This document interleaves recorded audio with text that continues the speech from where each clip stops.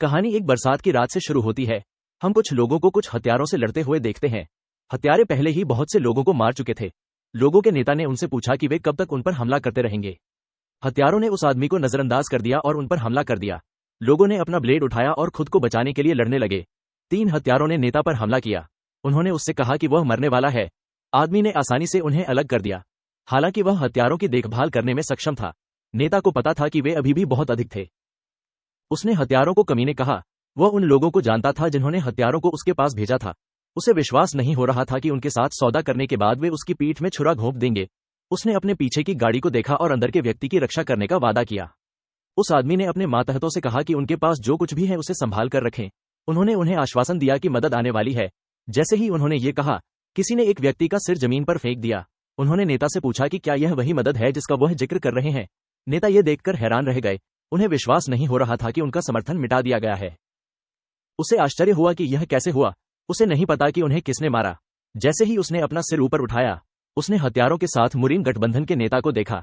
इस व्यक्ति को पहली स्वर्ग भेदी तलवार के रूप में जाना जाता है। उसका नाम डैम चुन्हक है। चुन्हक नेता के पास गया। उसने कहा कि बर्फ मंडप की शक्ति वास्तव में दुर्जय है। उसने नेता से कहा कि उसने कभी उम्मीद नहीं की थी कि वे उनके खिलाफ लड़ाई लड़ पाएंगे। ये सुनकर नेता मुस्कुराए। उन्होंने कहा कि उन्होंने कभी उनसे अहंकारी होने की उम्मीद नहीं की थी। उन्होंने गठबंधन नेता से कहा कि अगर वह अपने मालिक से मिलेंगे तो मुसीबत में पड़ जाएंगे। ये सुनकर हत्यारे नाराज हो गए। उन्हें विश्वास नहीं हो रहा था कि कोई बर्बर व्यक्ति उनके मालिक से अशिष्टता से बात कर रहा है। उन्होंने कहा कि वे उसकी जीभ काट देंगे। उन्होंने उसे वहीं मारने का वादा किया, इससे पहले कि हत्यारे कुछ कर पाते। एक महिला गाड़ी से बाहर निकली और उन्हें इंतजार करने के लिए कहा। नेता हवियोन नाम की महिला को देखकर आश्चर्यचकित रह गए। हवियोन ने उनसे उसके बारे में चिंता न करने को कहा। जब चुन्हक ने महिला को देखा तो उसने हत्यारों को पीछे हटने के लिए कहा। हवियोन उसके पास चला गया। चुन्हक को विश्वास नहीं हुआ कि उसकी बेटी को बर्बर लोगों ने धोखा दिया था और वह भाग गई। उसने उसे बताया कि वह पहले कभी इतना शर्मिंदा नहीं हुआ था। उसने अपना हाथ बढ़ाया और उससे कहा कि हर कोई गलतियां करता है। उसने कहा कि उसे माफ किया जा सकता है। उसने उससे कहा कि वह उसे उसके पिता के रूप में लौटने का एक आखिरी मौका देने जा रहा है। उसका मानना था कि वह सही चुनाव करने जा रही है क्योंकि वह स्मार्ट है। हवियोन ने अपने पिता से पूछा कि क्या वह उन लोगों को जीवित रहने देगा यदि वह उसके साथ वापस जाती है। चुन्हक ने उसकी ओर देखा। महिला समझ गई कि वह क्या कहना चाह रहा था। उसने उससे माफी मांगी। चुन्हक को माफी की उम्मीद नहीं थी। उसे एहसास हुआ कि वह उसके साथ नहीं जा रही थी। उसने अपनी तलवार उठाई। नेता ये देखकर हैरान रह गया। चुन्हक ने अपनी ही बेटी को काटने के लिए अपनी तलवार का इस्तेमाल किया। उसने पलटकर कहा कि उसकी अब कोई बेटी नहीं है। उसने कहा कि वह बर्बर लोगों से प्रभावित हो गई है। उन्होंने हत्यारों से कहा कि उनका एकमात्र मिशन केंद्रीय मैदानों की आत्मा को पुनः प्राप्त करना है। उन्होंने उनसे गंदगी को साफ करने के लिए कहा। यह सुनते ही हत्यारे घायल लोगों पर हमला करने के लिए दौड़ पड़े। नेता ने अपने करीब आए 3 हत्यारों को बाहर निकाला। उसने अपने आदमियों को अंत तक लड़ने के लिए कहा। लोगों ने उसके आदेशों को स्वीकार किया और बिना किसी डर के लड़ना शुरू कर दिया। जबकि वह जमीन पर थी, हवियोन ने खुद से कहा कि उसे कहीं वापस लौटने की जरूरत है। उसने अपना वादा पूरा न करने के लिए मन ही मन किसी से माफी मांगी। उसने कहा कि अगली बार यह अलग होगा। दृश्य बदल जाता है और हमें एक महल में ले जाया जाता है। हम देखते हैं कि कोई अपने मालिक को रिपोर्ट कर रहा है। उसके मालिक ने उससे जो कहा था उसे दोहराने के लिए कहा। उसके मालिक का नाम सियोल मुडॉक है। वो उत्तरी समुद्री महल का मालिक और हमारा नायक है। उनके अधीनस्थ ने उन्हें बताया कि भगवान बाईमुयू, जो मुरीन गठबंधन के साथ वार्ता समाप्त करने के लिए एक दूत के रूप में सभा में गए थे, ने गठबंधन से लड़ाई की। उन्हें और उनके समूह को नष्ट कर दिया गया। जैसे ही उन्होंने ये सुना, मुदोक ने अपने महल में अपनी भयानक ठंडी ऊर्जा छोड़ दी। उनके अधीनस्थ घबराए नहीं, वे बस खड़े रहे। अपने चेहरे पर गुस्से के भाव के साथ मुदोक ने कहा कि वह मुरीन गठबंधन को कभी माफ नहीं करेगा। उसने उन्हें नक्शे से मिटाने का वादा किया। उसने अपने अधीनस्थों को तैयार होने के लिए कहा। लोग जल्दी से बाहर इकट्ठा हो गए। मुदोक ने उन्हें बताया कि वे केंद्रीय मैदानों में जा रहे हैं। अगले दृश्य में हमें बर्फ से ढके युद्ध के मैदान में ले जाया जाता है। हम एक घायल चुन्हक को जीवित रहने के लिए संघर्ष करते हुए देखते हैं। उसके शरीर से कई ब्लेड निकले हुए थे। उसने चारों ओर देखा और अनगिनत शव देखे। उसे विश्वास नहीं हो रहा था कि उसकी पूरी सेना नष्ट हो गई थी। उसने देखा कि उसकी आंतरिक ऊर्जा समाप्त हो गई है। उसे एहसास हुआ कि यह उसके लिए अंत हो सकता है। उसने उत्तरी समुद्री महल के मालिक से उसे अब मारने के लिए कहा। यह सुनकर मुडॉक ने उसकी ओर देखा। वह उसके करीब चला गया। उसने चुन्हक से उसे यह बताने के लिए कहा कि उसने उसकी बेटी को क्यों मारा। यह सुनकर चुन्हक हंसा। उसने मुदोक से एक बेवकूफी भरा सवाल पूछना बंद करने को कहा। अपने चेहरे पर विक्षिप्त भाव के साथ उन्होंने कहा कि गठबंधन नेता की बेटी उनके जैसे बर्बर व्यक्ति के साथ प्रेम का खेल नहीं खेल सकती। उन्होंने कहा कि हवियोन को जीवित छोड़ना एक बड़ी गलती होगी। मुडॉक ने अपना हाथ उठाया और अपनी ऊर्जा इकट्ठी की। उसके चेहरे पर एक डरावनी मुस्कान के साथ चुन्हक ने हमारे लड़के से कहा कि केंद्रीय मैदानों पर कब्जा करने के बावजूद उसे वह नहीं मिलेगा जो वह सबसे ज्यादा चाहता है। जैसे ही उसने ये कहा, मुडॉक ने अपनी तलवार से उसके दिल में छेद कर दिया, जिससे उसने उस पर गोली चला दी। चुन्हक को विश्वास नहीं हो रहा था कि सब कुछ होने के बाद वह इस तरह मरने वाला है। उसकी बेटी की यादें उसके दिमाग में कौंध गईं। उसे याद आया कि उसने उसे कैसे पाला था। उसे आश्चर्य हुआ कि उसने उसे धोखा क्यों दिया और एक कमीने के साथ संबंध क्यों बनाया। उसे याद आया कि उसने हवेयोन को कैसे काट डाला। आदमी ने कहा कि वह क्रोधित और नाराज है। मुरीम गठबंधन के नेता की मृत्यु के साथ 6 साल तक चलने वाला महान रक्त युद्ध समाप्त हो गया। उत्तरी समुद्री महल की जीवित किंवदंती उस दिन केंद्रीय मैदानों का निर्विरोध शासक बन गई। हालांकि मुडॉक ने कोई भावना नहीं दिखाई, वह बस चंद्रमा को देखता रहा। दृश्य बदल जाता है और हमें मुडॉक के कमरे में ले जाया जाता है। हमें एक फूल दिखाई देता है जिसने अपना पोषक तत्व खो दिया है। हमारे लड़के को एहसास हुआ कि यह फूल ही एकमात्र ऐसी चीज है जो उसके पास बची है। उसने सोचा कि उसे फूल कैसे मिला। अतीत में जब वह लिख रहा था तो हवेयोन उसके कमरे में घुस गया। उसने उसे गागा के रूप में संदर्भित किया। उसने उससे पूछा कि क्या हुआ। महिला ने उसे फूल को देखने के लिए कहा। उसने कहा कि प्यार का कमल आखिरकार खिल गया है। ये सुनकर मुडॉक आश्चर्यचकित हो गया। उसे याद आया कि प्यार का कमल एक फूल है जो तब खिलता है जब प्रेमी एक दूसरे से सच्चा प्यार करते हैं। उसकी आंखों में आंसू थे। हवेयोन ने हमारे लड़के से कहा कि उसने कभी उसकी भावनाओं पर संदेह नहीं किया। उसने उसे समझाया कि वह वास्तव में परेशान थी कि कमल नहीं खिलेगा। उसने कहा कि वह अब ठीक है क्योंकि यह खूबसूरती से खिल गया है। वह यह देखकर खुश थी कि उसका प्यार एक तरफा नहीं था। उसने कहा कि मुडॉक वास्तव में उससे प्यार करता है। हमारे लड़के ने उसे गले लगाया। उसने उससे कहा कि वह उसके अलावा किसी और से प्यार नहीं कर सकता। मुडॉक हवेयोन को इतना खुश करने के लिए फूल का आभारी था। उसने हवेयोन को याद करने के लिए बगीचे को प्यार के कमल से भरने का फैसला किया। उसने फूल को धीरे से थपथपाया। उसने कहा कि वह कितनी भी कोशिश कर ले उस औरत को नहीं भूल सकता। उसने तुरंत ये कहा। फूल फिर से खिल गया। हमारा लड़का ये देखकर हैरान रह गया। उसे नहीं पता था कि यह कैसे संभव हो सका। उसने मुयोंग नाम के किसी व्यक्ति को बुलाया। वह आदमी उसके पीछे दिखाई दिया। मुडॉक ने उसे किसी ऐसे व्यक्ति को खोजने का आदेश दिया जो बता सके कि अभी क्या हुआ। उसने उससे सही व्यक्ति को खोजने के लिए कहा, भले ही उसे पूरे केंद्रीय मैदानों की खोज करनी पड़े। मुयोंग ने अपने स्वामी का आदेश स्वीकार कर लिया और गायब हो गया। कुछ दिनों बाद हमने देखा कि मनबगजा, जिनके बारे में कहा जाता है कि वे दुनिया की हर चीज जानते हैं, उत्तरी समुद्री महल में एकत्र हुए थे। उन लोगों को नहीं पता था कि उन्हें क्यों बुलाया गया है। जब वे बात कर रहे थे, किसी ने उन्हें बाहर जाने के लिए कहा। वे लोग आकाश से एक आवाज सुनकर आश्चर्यचकित थे। उन सभी ने बाहर जाने का फैसला किया। जब उन्होंने बगीचे में कदम रखा तो उन्होंने कुछ चौंकाने वाला देखा। उन्होंने प्यार के कमल से भरा एक बगीचा देखा। प्रत्येक फूल खिल गया था। उनमें से एक ने कहा कि यह वह पहली बार इस तरह का बगीचा देख रहा है। प्यार का कमल एक ऐसा फूल है जिसे कुछ लोगों को अपने जीवन में एक बार भी देखने को नहीं मिलता है, और फिर भी वहां एक बगीचा भरा हुआ था। पुरुषों ने देखा कि प्रेम का चरित्र तनों पर अंकित है, जैसे कि वहां कढ़ाई की गई हो। उन्हें यकीन था कि वे प्रेम के कमल को देख रहे थे। जब वे फूलों को देख रहे थे, मुडॉक उनके पीछे दिखाई दिया। उसने उनसे पूछा कि क्या उन्हें ये पसंद है। वे लोग पीछे मुड़े और कहा कि वे ऐसा करते हैं। उनमें से एक ने उससे उसकी पहचान पूछी। हमारे लड़के ने उनके साथ अपना नाम साझा किया। उसने कहा कि वह बगीचे का मालिक है। वे लोग केंद्रीय मैदानों के पूर्ण शासक को देखकर चौंक गए। मुडॉक ने उन्हें बताया कि उसने और उसकी प्रेमिका ने अपने प्यार से प्रेम का कमल खिलवाया है। उसने उन्हें बताया कि जब उसकी प्रेमिका की मृत्यु हुई तो फूल मर गया। उसने उन्हें समझाया कि कुछ दिन पहले फूल अचानक पुनर्जीवित हो गया। ये सुनकर वे लोग हैरान रह गए। उन्हें विश्वास नहीं हो रहा था कि प्रेम का कमल पुनर्जीवित हो गया है। यह उनके लिए एक अजीब घटना थी। उनमें से एक बुजुर्ग व्यक्ति ने कहा कि एक संभावना है। मुडॉक उस आदमी के सामने आया और उसे ये कहने के लिए कहा। उसने कहा कि पुनर्जन्म ऐसा करने में सक्षम हो सकता है। उसने मुडॉक को समझाया कि उसका प्रेमी दुनिया में कहीं और पुनर्जन्म ले चुका है। अपने चेहरे पर डरावने भाव के साथ हमारे लड़के ने उस आदमी से पूछा कि क्या वह सच कह रहा है। वह आदमी घबरा गया जब उसने उसके चेहरे पर भाव देखा। उसने कहा कि प्यार के कमल को फिर से खिलने के लिए कोई अन्य स्पष्टीकरण नहीं है। ये सुनकर मुडॉक मुस्कुराया। उसे आखिरकार कुछ उम्मीद हुई। हमारे लड़के ने केंद्रीय मैदानों में सफलतापूर्वक प्रवेश करके और पूरे क्षेत्र को एकजुट करके उत्तरी समुद्री महल की लंबे समय से प्रतीक्षित इच्छा को पूरा किया। हालांकि उसके लिए जो कुछ बचा था वह खालीपन था। जैसे जैसे उत्तरी समुद्र समृद्ध होता है, मुडॉक की अपने प्रेमी के लिए लालसा बढ़ती जाती है। उसने बूढ़े व्यक्ति से उसे यह बताने के लिए कहा कि वह हवेयोन को कैसे ढूंढ सकता है। उस आदमी के अनुसार जब दो प्रेमी एक ही स्थान पर होते हैं तो प्रेम का कमल फीकी चमकता है। उसने महल के मालिक से कहा कि जब वह अपने प्रेमी को ढूंढेगा तो प्रेम का कमल चमक उठेगा। उसने जो कहा उसे सुनकर मुडॉक को एहसास हुआ कि हवेयोन ने उसे जो प्यार का कमल दिखाया था वह चमक रहा था। उसने उस समय इसके बारे में ज्यादा नहीं सोचा था। उसने कभी नहीं सोचा था कि इसमें कोई रहस्य छिपा होगा। बुद्धिमान व्यक्ति ने मुडॉक को समझाया कि उसके लिए एक जीवित फूल को अपने साथ ले जाना मुश्किल होगा। उसने उसे सलाह दी कि वह प्रेम के कमल को अपने साथ ले जाने के लिए एक आभूषण का रूप दे। हमारे लड़के ने उससे पूछा कि क्या ऐसा करना संभव है। उस आदमी ने उसे बताया कि यह है। मुडॉक ने पलटकर उस आदमी से कहा कि वह उसे सब कुछ सौंप देगा। उसने कहा कि वे 10 दिनों में चले जाएंगे। उसने उससे तब तक सारी तैयारी करने को कहा।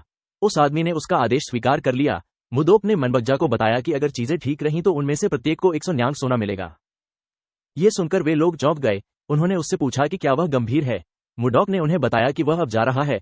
उन लोगों ने सिर झुकाया और उसे अपना ख्याल रखने के लिए कहा। अपने कमरे के अंदर हमारे लड़के ने अपनी खिड़की से बाहर देखा।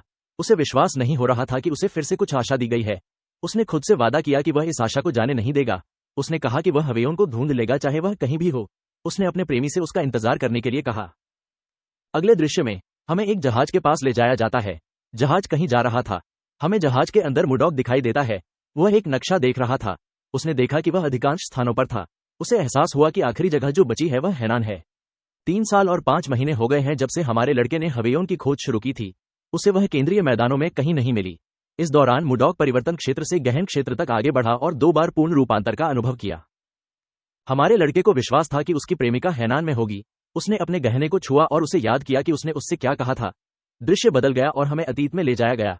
हमने देखा कि मुडॉक मेज को पीट रहा है। उसने हवेयोन से कहा कि उसे जाने की जरूरत नहीं है। उसने उससे पूछा कि वह क्यों जाना चाहती है।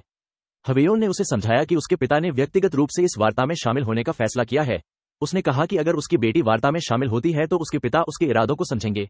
मुडॉक ने उसे बताया कि बातचीत एक जाल हो सकती है। हवेयोन ने उसे समझाया कि वह एक बार अपने पिता पर भरोसा करना चाहती है। उसने उससे बातचीत में शामिल होने की विनती की। इस बारे में सोचने के बाद हमारे लड़के ने उसके अनुरोध को स्वीकार कर लिया। उसने उससे कहा कि अगर कुछ भी गलत लगता है तो वह तुरंत वापस आ जाए। हवेयोन ये सुनकर खुश हुई। उसने अपना हाथ अपने कपड़े में डाला। उसने मुडॉक से कहा कि वह उसे कुछ देना चाहती है। हमारे लड़के ने उससे पूछा कि यह क्या है। उसने एक हार निकाला और कहा कि यह उसकी दिवंगत मां की स्मृति में है। उसने कहा कि उसकी मां ने उसे बताया कि हार में उस व्यक्ति को वापस करने की शक्ति है जिसने इसे दिया था। उसने मुडॉक को हार दिया और उससे कहा कि यह उसे हमेशा उसके पास वापस लाएगा। उसके चेहरे पर मुस्कान के साथ हवेयोन ने अपने प्रेमी को चिंता न करने के लिए कहा। उसने उसका साथ कभी नहीं छोड़ने का वादा किया। मुडॉक को एहसास हुआ कि उसे उसी समय रोक देना चाहिए था। सोते समय हमारा लड़का अपने ऊपर लोगों को चिल्लाते हुए सुनता है। जब वह डेक पर गया तो उन्होंने कहा कि तूफान आ रहा है। उसने देखा कि हर कोई जहाज को पकड़ने की बेताबी से कोशिश कर रहा था। मुडॉक ने कभी नहीं सोचा था कि तूफान अचानक आ जाएगा। उसने देखा कि वह किसी चीज की छाया में था। जब वह किनारे की ओर मुड़ा तो उसने एक बड़ी लहर देखी जो जहाज को निगलने के लिए तैयार थी। मुडॉक ने अपने शरीर को सुरक्षात्मक ट्यूई से ढक लिया। उसने खुद को 1000 पाउंड के हथौड़े के नाम से जानी जाने वाली तकनीक से दबाए रखा। इस तकनीक ने उसकी रक्षा की जब पानी ने जहाज पर कुछ लोगों को धक्का दे दिया। लोगों को समुद्र में धकेल दिया गया। वे मदद के लिए चिल्लाए। एक छोटी लड़की और उसके पिता ने पानी में अपनी मां को पुकारा। मुडॉक ने टेलीकिनेटिक ग्रैस्प नामक तकनीक का उपयोग करके तुरंत अपने बगल में कुछ तख्तियां उठाईं। उसने तख्तों को पानी में फेंक दिया और पानी के अंदर लोगों को पकड़ने के लिए इसका इस्तेमाल किया। वह उन्हें वापस जहाज पर खींचना चाहता था। इससे पहले कि वह कुछ कर पाता, उसके बगल में एक आदमी ने कहा कि लहर फिर से आ रही है। उस आदमी ने तुरंत ये कहा। मुडॉक हास्यास्पद रूप से बड़ी लहर को देखने के लिए पीछे मुड़ा। जहाज पर मौजूद लोगों की उम्मीद टूटने लगी। वे जो कुछ भी पकड़ सकते थे उसे पकड़ लिया। हमारे लड़के को पता था कि जहाज दूसरी लहर नहीं झेल सकता। उसे एहसास हुआ कि केवल एक ही विकल्प बचा था। उसने अपनी तलवार पर अपना हाथ रखा और धीरे से उसे बाहर खींच लिया। जैसे ही उसकी तलवार बाहर निकाली गई, उसने एक ठंडी ऊर्जा छोड़ी। लोगों को समझ नहीं आया कि हर जगह इतनी ठंड क्यों थी। मुडॉक ने लहर को स्थिर करने का फैसला किया। वो बर्फीली हवा नामक एक तकनीक का उपयोग करना चाहता था। इससे पहले कि वह तकनीक का उपयोग कर पाता, गहना चमकने लगा। मुडॉक यह देखकर चौंक गया। आकाश से एक चमकदार रोशनी लहर के माध्यम से छेद कर गई और उस पर चमक गई। हमारे लड़के ने अपने हाथ का इस्तेमाल करके उस चकाचौंध रोशनी से अपना चेहरा ढक लिया। मुडॉक तैरने लगा। वह हवा में रहते हुए अचानक गायब हो गया। उसके गायब होने के बाद कुछ अविश्वसनीय हुआ। तूफान गायब हो गया और बादल साफ हो गया। लोगों को समझ नहीं आया कि क्या हो रहा है। जब मुडॉक ने अपनी आंखें खोली तो उसने खुद को एक तंग जगह में पाया। उसे एहसास हुआ कि वह एक गाड़ी में था। हमारे लड़के को नहीं पता था कि वह यहां कैसे आया। उसे यकीन था कि वह समुद्र के बीच में एक तूफान से लड़ रहा था। जब वह सोचने की कोशिश कर रहा था, उसने किसी की चीख सुनी। उसे एहसास हुआ कि गाड़ी के बाहर कोई पास में था। हमने अलग अलग लोगों को विशाल मच्छरों से भागते हुए देखा। मच्छरों ने कुछ पुरुषों को पकड़ लिया और उन्हें घायल कर दिया। 2 लड़कियां एक पेड़ के बगल में छिप गईं और उन लोगों को भागते देखा। चाकू पकड़े हुए एक व्यक्ति ने लड़कियों को सवीना और एनी के रूप में संदर्भित किया। उसके बगल में एक लड़के ने उनसे कहा कि वे उन्हें बचाएंगे। मुडॉक ने अपनी ऊर्जा से गाड़ी को नष्ट कर दिया और उसके बगल में कुछ मच्छरों को कुचल दिया। जब उन्होंने तेज आवाज सुनी तो लड़का और आदमी पीछे मुड़ गए। समूह के नेता ये देखकर हैरान रह गए कि प्रथम श्रेणी की गाड़ी नष्ट हो गई थी। जब धूल साफ हुई तो उन्होंने मुडॉक को गाड़ी के बगल में खड़ा देखा।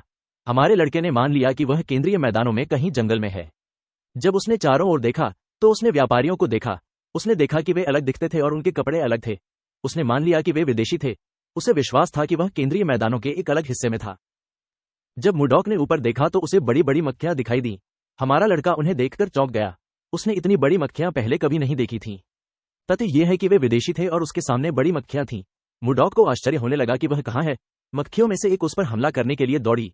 हमारा लड़का आसानी से हमले से बच गया। उसने मक्खी पर हमला करने के लिए दिव्य सफेद बर्फ हथेली के रूप में जानी जाने वाली तकनीक का इस्तेमाल किया।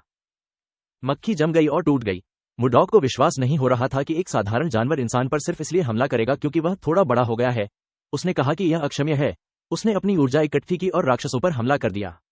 उसने उन सभी को एक पल में जमा दिया। मक्खियां तुरंत फट गईं और छोटे बर्फ के टुकड़ों में बदल गईं।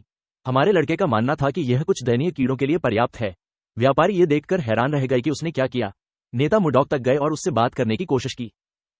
उन्होंने कहा कि उनका नाम एडमंड रॉयल है। उन्होंने कहा कि वह रॉयल व्यापारी संघ के नेता हैं। एडमंड ने अपना सिर झुकाया और उनके संघ को बचाने के लिए मुर्डॉक को धन्यवाद दिया। उन्होंने हमारे लड़के को एक जादुई तलवारबाज के रूप में संदर्भित किया और उससे पूछा कि क्या वह उसे अपना नाम बता सकता है।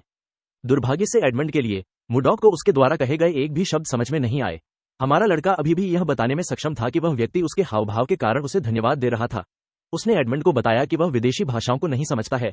उसने उससे पूछा कि क्या कोई है जो केंद्रीय मैदानों की भाषा बोल सकता है। व्यापारियों को समझ नहीं आया कि वह क्या कह रहा है। एडमंड चश्मे वाले आदमी की ओर मुड़ा और उससे कुछ कहा। मुर्डॉक ने उस आदमी से पूछने की कोशिश की कि क्या वास्तव में केंद्रीय मैदानों की भाषा समझने वाला कोई नहीं है। वह सोच रहा था कि वह उन्हें चीजें कैसे समझाएगा। जब वह सोच रहा था, उनमें से एक आदमी एडमंड के पास गया और कुछ कहा। उसने अपना हाथ खोला और उसे एक अंगूठी दिखाई। मुर्डॉक आश्चर्यचकित था कि वह अंगूठी का उपयोग किस लिए करना चाहता है। एडमंड ने अंगूठी ली और जादू कर दिया। उसने अंगूठी पहनी और जादू खत्म करने के लिए एक अजीब मुद्रा बनाई। मुर्डॉक अजीब मुद्रा देखकर चौंक गया। काम पूरा होने के बाद एडमंड ने उससे पूछा कि क्या वह अब उसे समझ सकता है। हमारा लड़का ये देखकर आश्चर्यचकित रह गया। उसे विश्वास नहीं हो रहा था कि वह अब केंद्रीय मैदानों की भाषा धारा प्रवाह बोलने में सक्षम है। उसने उससे पूछा कि क्या ये रिंग की शक्ति है। एडमंड केंद्रीय मैदानों की भाषा के बारे में सुनकर आश्चर्यचकित हो गया। उसने फिर से अपना परिचय दिया और उन्हें बचाने के लिए मुर्डॉक को धन्यवाद दिया। उसने उसे सर जादुई तलवारबाज कहा और उससे उसका नाम पूछा। हमारे लड़के ने उस आदमी को उसका नाम बताया। उसने उससे कहा कि वह नहीं जानता कि जादुई तलवारबाज क्या होता है। ये सुनकर एडमंड आश्चर्यचकित रह गया। उसने मुर्डॉक को समझाया कि जादुई तलवारबाज वह होता है जो उसकी तरह जादू और तलवार दोनों का उपयोग करता है। हमारे लड़के ने उस आदमी से पूछा कि वह उसे बताए कि जादू क्या है। एडमंड ये सुनकर हैरान हो गया। उसे विश्वास नहीं हो रहा था कि जिसने उनके सामने सिर्फ बर्फ का इस्तेमाल किया वह नहीं जानता कि जादू क्या है। उसने सोचा कि मुर्डॉक कहां से आया। हमारे लड़के ने देखा कि वह आदमी सोच में खो गया था। उसने उसे बुलाया। एडमंड सोच रहा था कि वह मुर्डॉक को बातें कैसे समझाएगा। हमारा लड़का ये देखकर क्रोधित हुआ कि वह आदमी उसे अनदेखा कर रहा था। वह उसके करीब गया और अपना हाथ उठाया। उसने अपने हाथ से एक ठंडी ऊर्जा छोड़ी और एडमंड से जल्दी से अपने प्रश्न का उत्तर देने को कहा। जब एडमंड ने यह देखा तो वह घबरा गया। उसे एहसास हुआ कि उसके सामने वाला व्यक्ति पागल है। उसने बस उसे समझाने का फैसला किया। वह यह नहीं जानना चाहता था कि अगर मुर्डॉक उग्र हो गया तो क्या होगा। उसने हमारे लड़के से कहा कि वह समझाएगा। उसने उसे शांत होने के लिए कहा। शाम को हम उन दोनों को आग के पास बैठे हुए देखते हैं। मुर्डॉक केंद्रीय मैदानों के इस हिस्से में जादू नामक किसी चीज के बारे में जानकर आश्चर्यचकित था। उसे एहसास हुआ कि दुनिया काफी विशाल है। एडमंड को यह देखकर राहत मिली कि हमारा लड़का आखिरकार शांत हो गया था। उसने उससे पूछा कि केंद्रीय मैदान कहाँ है। यह सवाल सुनकर मुर्डॉक आश्चर्यचकित रह गया। उसने उस आदमी से पूछा कि क्या उसे नहीं पता कि वह अभी कहाँ है। एडमंड को समझ नहीं आया कि हमारा लड़का क्या कह रहा था। हमारे लड़के ने उसे समझाया कि जब वह केंद्रीय मैदान में ही है तो उसे यह नहीं पता होना कि केंद्रीय मैदान कहाँ है। यह अजीब है। एडमंड को और अधिक यकीन हो गया कि मुर्डॉक पागल है। उसने उसे समझाया कि यह केंद्रीय मैदान नहीं है। उसने उसे बताया कि वे ड्रेक साम्राज्य की राजधानी की ओर जाने वाले जंगल में है। राजधानी को बरहान के नाम से जाना जाता है। मुर्डॉक ने कहा कि उसने कभी किसी को केंद्रीय मैदानों को ड्रेक साम्राज्य कहते नहीं सुना है। उसने एडमंड से पूछा कि क्या वह पहले से ही बूढ़ा है, जबकि वह इतना बूढ़ा नहीं है। व्यापारी को यह देखकर गुस्सा आया कि कोई पागल आदमी कह रहा था कि वह बूढ़ा है। उसने मुर्डॉक को बताया कि वह 50 साल का है। उसने उससे कहा कि वह उसके बारे में चिंतित है क्योंकि वह इस बात पर जोर देता रहता है कि यह जगह केंद्रीय मैदान है। यह सुनकर हमारा लड़का क्रोधित हो गया। उसने एक पेड़ की ओर इशारा किया और एडमंड से कहा कि वे उस बच्चे से पूछ सकते हैं जो पेड़ के पीछे से उन्हें देख रहा है। लड़का बाहर निकला जब उसने देखा कि वह पकड़ा गया है। एडमंड ने लियो नाम के लड़के से पूछा कि वह वहां क्यों है। मुर्डॉक ने लड़के से उसे ईमानदारी से जवाब देने के लिए कहा। उसने उससे पूछा कि क्या यह केंद्रीय मैदान है या ड्रेक किंगडम। लियो उसे जवाब नहीं दे सका। मुर्डॉक ने उससे पूछा कि वह क्यों नहीं बोल रहा है। एडमंड ने उसे समझाया कि लियो उसके शब्दों को नहीं समझ सकता है। उसने अपनी अंगूठी उतार दी और मुर्डॉक से इसे लेने के लिए कहा। उसने उसे इसे अपनी उंगली में रखने और भाषा की व्याख्या करने के लिए चिल्लाने को कहा। एडमंड वास्तव में किसी पागल आदमी को भाषा दुभाषिया के साथ इतनी महंगी कलाकृति उधार नहीं देना चाहता था। हालांकि वह इस तथ्य को बर्दाश्त नहीं कर सका कि मुर्डॉक ने उसे एक बूढ़े आदमी के रूप में देखा था। हमारे लड़के ने अंगूठी पहनी और उस आदमी के निर्देशानुसार किया। जैसे ही उसने कहा कि भाषा की व्याख्या करो, उसने अपने चारों ओर विभिन्न प्रतीकों को देखा। उसने तुरंत देखा कि वह अब विदेशियों को समझ सकता है। उसे जादू अद्भुत लगा। वह लियो की ओर मुड़ा और उससे उसका नाम पूछा। लड़के ने उसे अपना नाम बताया। मुडॉक ने लियो से पूछा कि क्या वे केंद्रीय मैदानों में है या ड्रेक साम्राज्य में। लियो ने उससे पूछा कि केंद्रीय मैदान कहाँ है। उसने उसे समझाया कि यह बरहान की ओर जाने वाला जंगल है। मुडॉक ये सुनकर हैरान रह गया। उसने लड़के से पूछा कि क्या वह भी बूढ़ा हो रहा है। उसने एडमंड से पूछा कि क्या वह वही है जिसने उसे ये कहने के लिए कहा था। व्यापारी ने उसे बताया कि उसने ऐसा नहीं कहा। उसने उससे अपने व्यापारी संघ के अन्य सदस्यों से पूछने के लिए कहा कि क्या उसे संदेह है। अपनी प्रतिक्रिया के कारण मुडॉक यह बताने में सक्षम था कि वह आदमी झूठ नहीं बोल रहा है। उसे कुछ अजीब याद आया। उसे याद आया कि वह एक जहाज पर तूफान से लड़ रहा था। जब उसने अपनी आंखें खोली तो वह पहले से ही एक गाड़ी के अंदर था। मुडॉक को एहसास हुआ कि उसे कहीं और टेलीपोर्ट किया गया है। जैसे ही उसे इस बात का एहसास हुआ, उसे अपने सीने में कुछ दर्द महसूस हुआ। दर्द तुरंत दूर हो गया। उसे अपने डेंटियन में हुए अजीब एहसास के बारे में आश्चर्य हुआ। एडमंड ने उससे पूछा कि क्या वह अब उस पर विश्वास करता है। मुडॉक ने देखा कि यहाँ की ऊर्जा उसके द्वारा अब तक अनुभव की गई किसी भी चीज से बहुत अलग है। उसे एहसास हुआ कि कुछ सही नहीं है। वह उठ खड़ा हुआ और जंगल में चला गया। उसने खुद चीजों की जांच करने का फैसला किया। एडमंड उसे खड़ा देखकर आश्चर्यचकित हो गया। उसने उसे बुलाया। जैसे ही वह जंगल में गहराई तक चला गया, मुडॉक ने देखा कि इस जगह में शुद्ध ऊर्जा है। उसे यकीन हो गया कि यह जगह केंद्रीय मैदान नहीं है। हमारा लड़का जंगल से बाहर कूद गया। जबकि वह हवा में था, उसने अपनी ऊर्जा इकट्ठा की और संपीड़ित की। अपनी ऊर्जा को संपीड़ित करने के बाद मुडॉक ने इसे अपने शरीर में छोड़ दिया। उसने देखा कि उसके डेंटियन में जमा क्यूई की मात्रा दोगुनी हो गई है। वह घूम गया और वापस नीचे चला गया। उसने सोचा कि केंद्रीय मैदानों में एक जगह के बजाय उसे यहाँ टेलीपोर्ट क्यों किया गया। वह अभी भी हवाइयों को खोजने पर ध्यान केंद्रित कर रहा था। इससे पहले कि वह जमीन पर उतरता, उसका हार उसके कब्जों से बाहर आ गया। मुडॉक को आश्चर्य हुआ कि क्या उसे पहले हार से निकलने वाली रोशनी के कारण यहाँ भेजा गया था। उसे याद आया कि उसके प्रेमी ने उससे कहा था कि हार में उसे लौटाने की शक्ति है जिसने उसे दिया था। हमारे लड़के को विश्वास था कि उसे हवेयॉन की तलाश के लिए यहाँ भेजा गया है। जब वह उतरा तो मुस्कुराया। उसने खुद से कहा कि हवेयॉन यहाँ होना चाहिए। शिविर में एडमंड के अधीनस्थ ने उससे पूछा कि उसका नया मेहमान कहाँ गया है। एडमंड ने कहा कि वह नहीं जानता। उसने उसे बताया कि हमारा लड़का अप्रत्याशित है। जैसे ही उसने ये कहा, मुडॉक प्रकट हो गया। उसने एडमंड को समझाया कि उसे कुछ काम निपटाने हैं। उसने उससे कहा कि उसके पास उसके लिए एक प्रश्न है। एडमंड ने देखा कि हमारा लड़का मुस्कुरा रहा था। उसे यह डरावना लगा। उसने मुडॉक से अपना प्रश्न बताने को कहा। मुडॉक ने उससे पूछा कि क्या लियो सच कह रहा है जब उसने कहा कि वे ड्रेक साम्राज्य में हैं। उस व्यक्ति ने उसे बताया कि लियो सच कह रहा था। उसने उसे आश्वासन दिया कि अगर वे थोड़ा आगे यात्रा करेंगे तो वे बरहान पहुंच जाएंगे। मुडॉक ने उससे यह बताने के लिए कहा कि बरहान कहाँ है। एडमंड के बगल में एक छोटे लड़के ने हमारे लड़के से पूछा कि क्या वह इस जगह के बारे में कुछ नहीं जानता है। उसने उससे पूछा कि क्या उसने अपना सारा समय पहाड़ों में प्रशिक्षण में बिताया है। लड़के ने कहा कि उसने उसके जैसे सनकी लोगों के बारे में कहानियां सुनी हैं। उसने कहा कि यह पहली बार है जब उसने एक सनकी व्यक्ति को देखा है। मुडॉक ने लड़के का स्पष्टीकरण लेने का फैसला किया। उसने उन्हें बताया कि वह पहाड़ों में प्रशिक्षण ले रहा है और वह आज ही दुनिया का अनुभव करने के लिए बाहर आया है। उसने कहा कि यही कारण है कि वह कुछ भी नहीं जानता है। मुडॉक ने ड्रेक साम्राज्य और बरहान जैसी जगहों के बारे में कभी नहीं सुना था। उसने बच्चे से उस जगह के बारे में अधिक जानकारी प्राप्त करने का फैसला किया, इस तथ्य के कारण कि उनमें से कुछ की आंखें अलग अलग रंग की थीं। हमारे लड़के ने मान लिया कि वह पश्चिमी बर्बर लोगों की भूमि में है जिसके बारे में उसने केवल सुना था। मुडॉक ने जो कहा उसे सुनकर लड़का खुश हुआ। वह यह देखकर खुश हुआ कि वह सही था। उसने हमारे लड़के को जादुई तलवारबाज सर कहा और उसे कुछ चीजें सिखाने की पेशकश की। मुडॉक ने उसका प्रस्ताव स्वीकार कर लिया। लड़का आगे बढ़ा और उसे अपने पीछे चलने के लिए कहा। मुडॉक ने लड़के से उसका नाम पूछा। छोटे लड़के ने अपना परिचय लफी के रूप में दिया। एडमंड को यह डरावना लगा कि पागल आदमी दोस्ताना व्यवहार कर रहा था। वह समझ नहीं पा रहा था कि हमारे लड़के के दिमाग में क्या चल रहा है। मुडॉक ने इस जगह और यहाँ के लोगों द्वारा इस्तेमाल की जाने वाली भाषा के बारे में लफी से सीखना शुरू किया। हमारे लड़के को एहसास हुआ कि यह जगह कोई विदेशी भूमि नहीं थी। यह वास्तव में एक पूरी तरह से अलग दुनिया थी। भूमि का आकार अजीब था और लेखन उसके द्वारा पहले देखी गई किसी भी चीज से भिन्न था। इस दुनिया में इंसानों के अलावा और भी प्रजातियां हैं। कल्पित बौने और बौने भी मौजूद हैं। इनके अलावा महाद्वीप पर बीस्टमैन नाम से जाने जाने वाले प्राणी भी मौजूद हैं। सभी प्रजातियों में सबसे ताकतवर प्राणी ड्रैगन के नाम से जाने जाते हैं। मुडॉक का मानना था कि वे पंखों वाली छिपकलियां थीं। वार्प जादू और जादू वृत्त के रूप में भी जानी जाने वाली चीजें हैं। लफी के अनुसार ताना जादू का उपयोग 5वें चक्र के जादूगरों और उससे ऊपर के लोगों द्वारा किया जा सकता है। वे जमीन पर एक गोल जादू चक्र बनाते हैं और एक मंत्र का जाप करते हैं। इससे कोई भी अपनी इच्छानुसार कहीं भी यात्रा कर सकता है। जादूगर की क्षमता जितनी बेहतर होगी, वे उतना ही अधिक ताना बाना कर सकते हैं। मुडॉक के लिए जादू एक अस्पष्ट जादू था। उसने आकाश की ओर देखा और अन्य आश्चर्यजनक चीजों के बारे में सोचा जो इस दुनिया में हो सकती हैं। तुरंत उसने अपना सिर ऊपर उठाया। उसने कुछ अजीब देखा। आकाश में 3 चंद्रमा थे। यह कुछ ऐसा था जिसकी वह केंद्रीय मैदानों में कल्पना भी नहीं कर सकता था। उसे आश्चर्य हुआ कि क्या हवेयोन ही वह व्यक्ति था जिसने उसे इस स्थान पर बुलाया था। जब वह सोच रहा था, कोई सवीना नाम की लड़की पर चिल्ला रहा है। उसने उससे कुछ न करने की विनती की। मुडॉक तेजी से घूमा। उसने देखा कि शिविर के आसपास कुछ हो रहा था। सवीना ने उस आदमी से पूछा कि वह उसे बताए कि वह कुछ क्यों नहीं कर सकती। लड़की ने चाकू पकड़ लिया और एनी को पकड़ लिया। उसने सभी से कहा कि जब तक वे मरना नहीं चाहते तब तक उसके करीब न आए। व्यापारियों ने सवीना से कुछ न करने की विनती की। मुडॉक आश्चर्यचकित था कि क्या हो रहा है। चश्मे वाले व्यक्ति ने सवीना को आश्वासन दिया कि जब वे राजधानी पहुंचेंगे तो वे उन दोनों को ठीक कर सकेंगे। उसने उसे बताया कि राजधानी में बहुत सारे जादूगर हैं। उसने उससे कहा कि वह एडमंड से भी मदद मांगेगा। उसने उससे एनी को जाने देने की विनती की क्योंकि वह डरी हुई है। सवीना ने चार्ल्स नाम के उस व्यक्ति से पूछा कि क्या वह सोचता है कि वह बेवकूफ है। उसने उसे याद दिलाया कि उपचार करने वाले राजधानी में भी दुर्लभ हैं। उसने उससे पूछा कि क्या वह जानता है कि एक व्यक्ति को ठीक करने में कितना खर्च होता है। लड़की ने उसे बताया कि हत्यारे कीट का अंडा उसके दिल में फंसा हुआ है। उसने कहा कि यह किसी भी समय लावा में बदल सकता है। उसने उससे पूछा कि क्या कोई है इसे ठीक कर सकते हैं।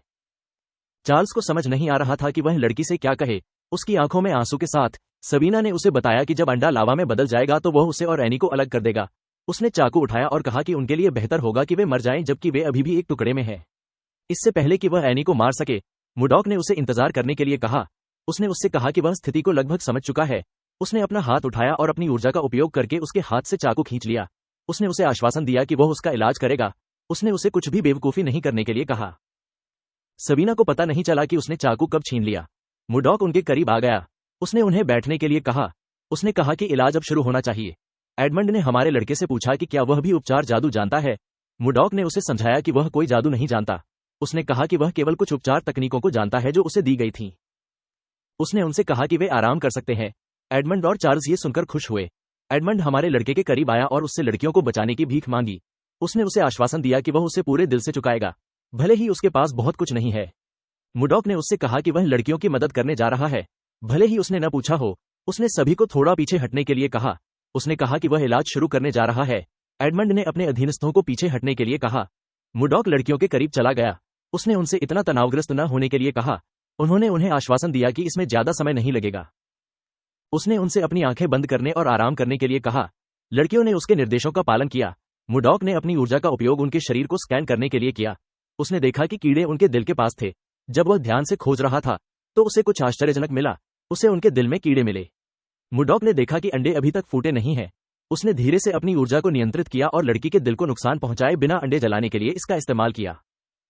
उनके दिल चमक उठे। अंडे जलने के बाद लड़कियों ने जोर से डकार निकाली। मुडॉक खड़े हुए और उन्हें बताया कि उन्होंने समस्या का समाधान कर लिया है। ये सुनकर लड़कियां चौंक गईं। उन्होंने उससे पूछा कि क्या वह गंभीर है। हमारे लड़के ने उन्हें आश्वासन दिया कि उसने कीड़े के अंडों को नष्ट कर दिया है। उसने उनसे चीजों को आसान बनाने के लिए कहा। एडमंड और बाकी समूह ये सुनकर हैरान रह गए। एडमंड ने मुडॉक से पूछा कि क्या एनी और सवीना अब ठीक हैं। हमारे लड़के को समझ नहीं आया कि व्यापारी उस पर संदेह क्यों कर रहा था। उसने उसे आश्वासन दिया कि वे ठीक है। उन्होंने दोनों लड़कियों को बताया कि इसका कोई दुष्प्रभाव नहीं होगा। उन्होंने उनसे इसके बारे में चिंता न करने को कहा। लड़कियों ने सिर झुकाया और उन्हें धन्यवाद दिया। सवीना ने उन्हें बताया कि वह उनके रक्षक हैं। समूह के बाकी सदस्यों ने भी सिर झुकाया और वही किया। मुडॉक आगे बढ़े और धीरे से उन पर अपना हाथ लहराया। बाद में रात में हम देखते हैं कि मुडॉक एक पेड़ के नीचे आराम कर रहा है। उसने कभी नहीं सोचा था कि दिन इतना तनावपूर्ण होगा। उसने अपने गहने को छुआ और कहा कि उसे ऐसे दिनों में अपने प्रेमी की याद आती है। उसने सितारों को देखा और प्रार्थना की कि वह जल्द ही हवेयोन से मिलेगा। अगले दिन हमने समूह को बरहन की ओर यात्रा करते हुए देखा। एडमंड ने अपनी जैकेट उतार दी और उसे अपने सिर पर रख लिया। उसने सोचा कि आज हर जगह इतनी गर्मी क्यों है। यहां तक कि मुडॉक को भी अपने बाल बांधने पड़े क्योंकि गर्मी बहुत थी। यह काफी झुलसा देने वाला था। लफी ने उसे पानी की एक बोतल दी। हमारे लड़के ने उसे धन्यवाद दिया और इसे स्वीकार कर लिया। पानी पीने से पहले मुडॉक ने देखा कि यह गुनगुना था। उसने बोतल में थोड़ी ठंडी ऊर्जा छोड़ी और पानी को ठंडा कर दिया। यह अब उसके लिए बहुत बेहतर था। लफी ने उससे पूछा कि क्या वह ठीक है। उसने उसे बताया कि हर जगह काफी गर्मी है। मुडॉक ने अपनी बोतल लफी के चेहरे पर दे मारी। लड़का यह देखकर चौंक गया कि पानी ठंडा था। हमारे लड़के ने उसे इसे लेने के लिए कहा। लफी ने बोतल स्वीकार कर ली। उसे आश्चर्य हुआ कि यह इतना ठंडा क्यों था। मुडॉक ने उसे इसे पीने के लिए कहा। जैसे ही उसने पानी अपने मुंह में डाला, उसे अंदर कुछ बर्फ का स्वाद आया। चिलचिलाती गर्मी में इस तरह के ताजा ठंडे पानी का स्वाद चखकर छोटा लड़का खुश हुआ। मुडॉक उसके चेहरे पर भाव देखकर मुस्कुराया। उसने लफी से पूछा कि क्या यह बहुत ताजा है। लफी ने एक और बोतल निकाली। उसके चेहरे पर एक उज्ज्वल मुस्कान थी। लड़के ने मुडॉक से पूछा कि क्या वह इस बोतल को भी फ्रीज कर सकता है। हमारे लड़के को इसमें कोई समस्या नहीं दिखी। इस लड़के ने पहले ही उसकी बहुत मदद की। कम से कम वह अपनी पानी की बोतल को फ्रीज कर सकता था। उसने अपना हाथ बढ़ाया और थोड़ी मात्रा में ठंडी ऊर्जा छोड़ी। लफी खुश होने लगा जब हमारे लड़के ने उसे बताया कि उसका काम हो गया। जब वह लड़के को देख रहा था, मुडॉक ने देखा कि दूसरों ने उसे घेर लिया था। उन सभी ने अपनी पानी की बोतलें आगे बढ़ाईं और उससे इसे फ्रीज करने के लिए विनती की। वे उस ताज़ा बर्फ के पानी का स्वाद लेना चाहते थे जिसे लफी ने पिया था। बेशक मुडॉक के लिए यह मुश्किल नहीं था, लेकिन वह जानता था कि अगर वह उनका अनुरोध मान लेता है तो वह अपने लिए और अधिक तनाव पैदा कर सकता है। एडमंड ने अपने एक आदमी को टैप किया और उससे पूछा कि क्या हो रहा है।